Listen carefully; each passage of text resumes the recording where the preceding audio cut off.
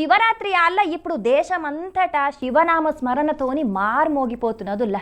ఈ ఏడు మహాకుంభమేళ జరుగుట్లా శివయ్యను గొలిచే భక్తుల సంఖ్య కూడా బగ్గనే పెరిగింది. ఓ దిక్కు శివాలయాలన్నీ భక్తులతోని కిటకిటలాడుతుంటే కొంతమంది శివయ్య భక్తులు ఆ మహాదేవుణ్ణి ఎట్లా పూజిస్తున్నారో మీరే చూడండి. వారెవ్వా, చూస్తుంటే భలే అనిపిస్తున్నది కదా. కానీ కంటికి కనబడ్డంత పెద్ద విగ్రహం అయితే కాదిది. జగిత్యాల జిల్లా కేంద్రంలో ఉండే గుర్రం దయాకర్ అనే ఈ అన్న గుండు పిన్ను మీదనే శివయ్యను పక్కన నందీశ్వరుణ్ణి చెక్కి భలా అనిపించిండు. ఏంది గుండు పిన్ను మీదనే గింత చక్కని విగ్రహాన్ని తయారు చేసిండా అని పరేషాన్ కాకుండ్రి. దాన్ని తయారు చేసిన ఆ అన్ననే దాని ముచ్చట చెప్తున్నాడు. ఈనుండ్రి.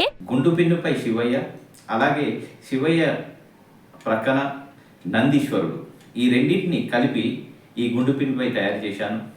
అయితే పోయిన సంవత్సరం నేను బియ్యం గింజలో శివయ్యను తయారు చేశాను.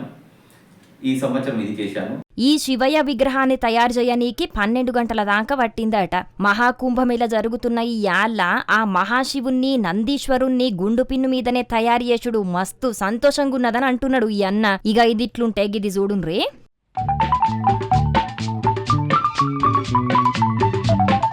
చిన్న చిన్న శివలింగాలను చూస్తున్నారా? ఇవన్నిటిని చాక్ పీస్లతోనే తయారు చేసిండ్రు. జయశంకర్ భూపాలపల్లి జిల్లా కాటారంలున్న గిరిజన బాలుర గురుకుల కాలేజీలా చిత్రకళా ఉపాధ్యాయునిగా పనిచేసే ఆడేపు రజనీకాంత్ అనే ఈ సారు ఈ శివలింగాలను తయారు చేసిండు. 10 గంటలు కష్టపడి చాక్ పీస్ల మీద 109 శివలింగాలను తయారు చేసి వారెవ్వా అనిపించిండు. మరి ఎట్లా చేసిండు ఏం కథ అనేది ఆ సారే చెప్తున్నాడు. నుండి శివరాత్రి పండుగను పురస్కరించుకొని 1 సెంటీమీటర్ ఎత్తున్నటువంటి 1 సెంటీమీటర్ వెడల్పున్నటువంటి చాక్ పీసులపై 109 శివలింగాలను గుండు పెన్ను సాయంతో స్కల్ప్చరింగ్ ఆర్ట్ ద్వారా తయారు చేసి ఉన్నాను.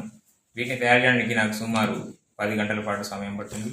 అదేవిధంగా పెన్సిల్ గ్రాఫైట్పై 4 మిల్లీమీటర్లు ఎత్తున్నటువంటి శివలింగాన్ని కూడా తయారు చేశాను. క్యారెట్తో, బంగాళాదుంపతో కూడా ఎత్తులో ఉన్నటువంటి శివలింగాలను తయారు చేశాను. ఇదివరకు సుతం ఇట్లా చిన్న చిన్న శివలింగాలను కూరగాయల మీద, పండ్ల మీద తయారు చేసిండట.